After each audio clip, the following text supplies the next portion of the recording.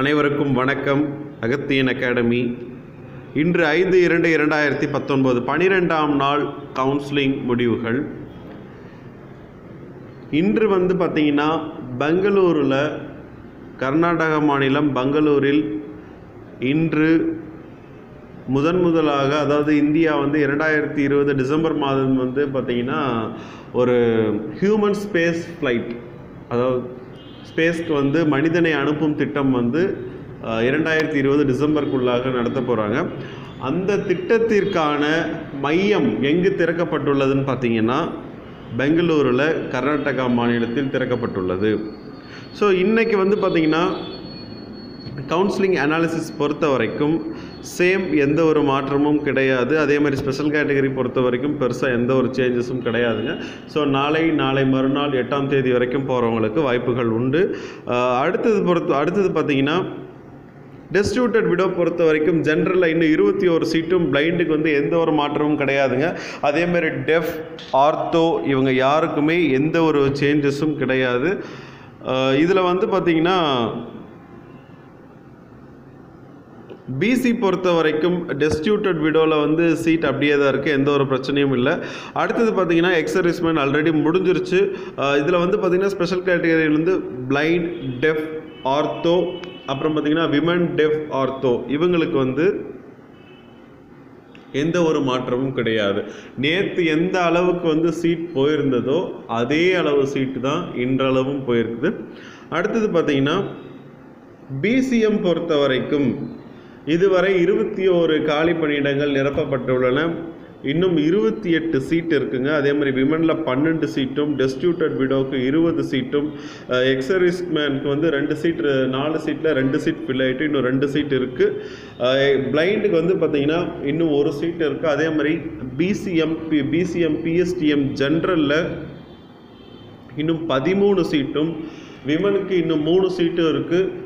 So நாளைக்கு இல்லை நாளை மறுநாள் வரைக்கும் தாராளமாக பிசிஎம்க்கு கிடைப்பதற்கு வாய்ப்புகள் அதிகம். அடுத்தது பார்த்திங்கன்னா எம்பிசி பொறுத்த வரைக்கும் ஆல்ரெடி முடிஞ்சிடுச்சு. அதாவது ஜென்ரல் டர்ன்லேயும் விமன்லேயும் முடிஞ்சது. அடுத்து டிஸ்ட்ரிபியூட்டட் விடோவுக்கு சீட் அப்படியே தான் இருக்குது, 11 சீட் அப்படியே தாங்க இருக்குது. ஸோ 7ஆம் தேதி, 6ஆம் தேதி, 7ஆம் தேதி, 8ஆம் தேதி இந்த 3 நாட்கள் போகிறவங்களுக்கு டிஸ்ட்ரிபியூட்டட் விடோ ரேங்கில் கண்டிப்பாக வாய்ப்புகள் உண்டு. அடுத்தது எக்ஸர்விஸ்மேன் ஃபில் ஆகிடுச்சு. ஜென்ரல் பொறுத்த வரைக்கும் 6 சீட் ஃபில்லாக இருக்குது, 6 சீட் வேக்கண்ட் இருக்குது. இன்னும் இன்றைக்கி ஒரே ஒரு சீட் தான் எம்பிசியில் பிளைண்டில் ஃபில்லாக இருக்குது. டெஃப்புக்கு சீட் ஃபில் ஆகலை. ஆர்த்தோ பொறுத்த வரைக்கும் இன்னும் 10 காலி பணியிடங்கள் உள்ளன. விமனுக்கு இன்னும் 1 சீட் இருக்குது பிளைண்டில். அடுத்தது பார்த்திங்கன்னா டிஸ்ட்ரிபியூட்டட் விடோ ரேங்க் பொறுத்த வரைக்கும் பிசி ஆகட்டும், எம்பிசி ஆகட்டும் எந்த ஒரு சீட்டும் ஃபில் ஆகலை. அடுத்தது பார்த்திங்கன்னா எம்பிசி பொறுத்த வரைக்கும் எக்ஸர்விஸ்மேனுக்கு அந்த பிஎஸ்டிஎம் ரேங்க்கில் 8 சீட்டும் ஃபில் ஆகிடுச்சிங்க. அடுத்து மல்டிபிள் டிசபிலிட்டிஸில் இன்னும் அந்த 1 ரேங்க் இருக்குது. எஸ்சி ஜென்ரல் இன்னும் 20 காலி பணியிடங்களும், விமன் பொறுத்த வரைக்கும் 13 காலி பணியிடங்களும் உள்ளன. ஸோ நாளை உடன் எஸ்சிக்கு முடிவதற்கான வாய்ப்புகள் கண்டிப்பாக 100% உண்டு. சப்போஸ் ஏதாவது ஒரு சீட் அது இருந்துச்சுன்னா கூட அந்த காலி பணியிடம் முழுவதுமாக நிரப்பப்பட்டு விடும். நாளையுடன் எஸ்சிக்கு கம்ப்ளீட்டாக முடிஞ்சிருங்க. அடுத்தது பார்த்திங்கன்னா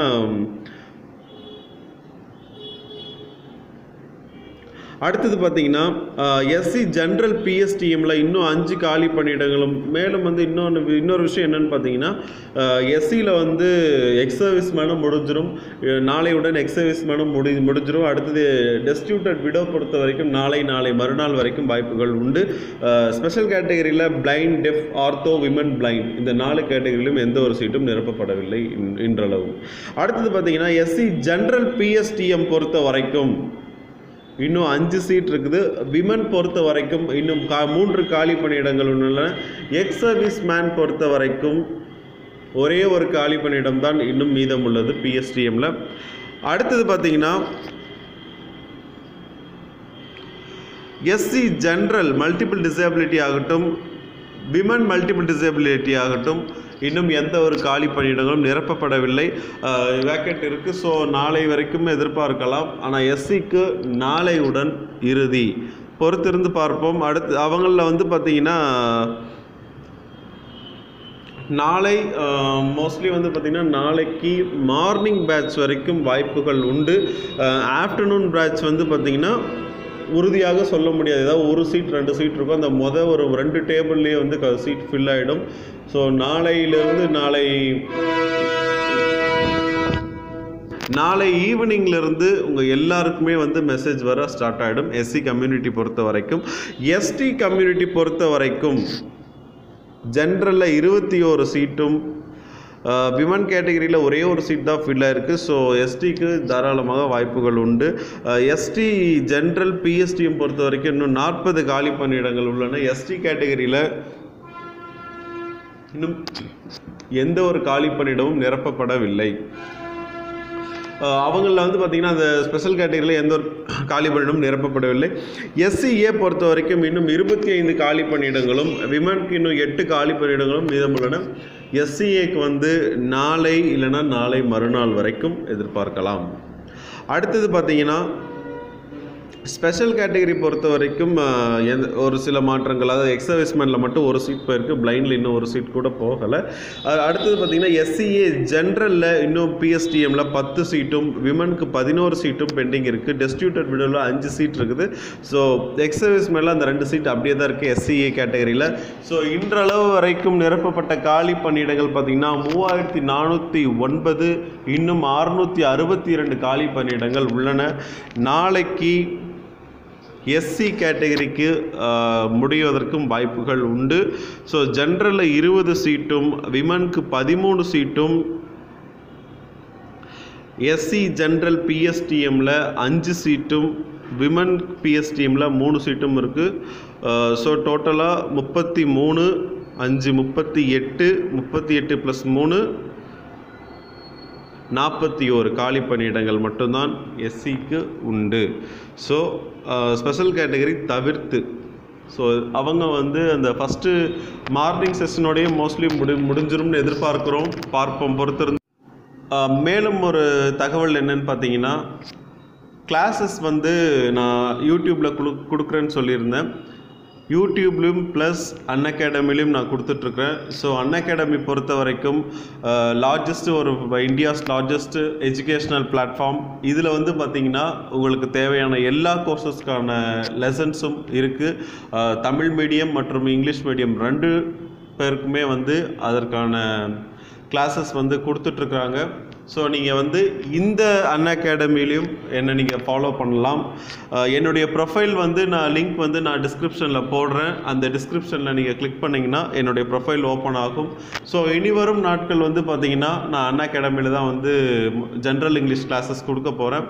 மற்ற கிளாஸஸ் ஜிகே கிளாஸஸ் ஆகட்டும், பொது தமிழ் கிளாஸஸ் ஆகட்டும், அன்அகாடமி ப்ளஸ் என்னுடைய யூடியூப் சேனல் 2லேயுமே வந்து நாங்கள் வந்து கிளாஸஸ் ப்ரொவைட் பண்ணிவிடுவோம்.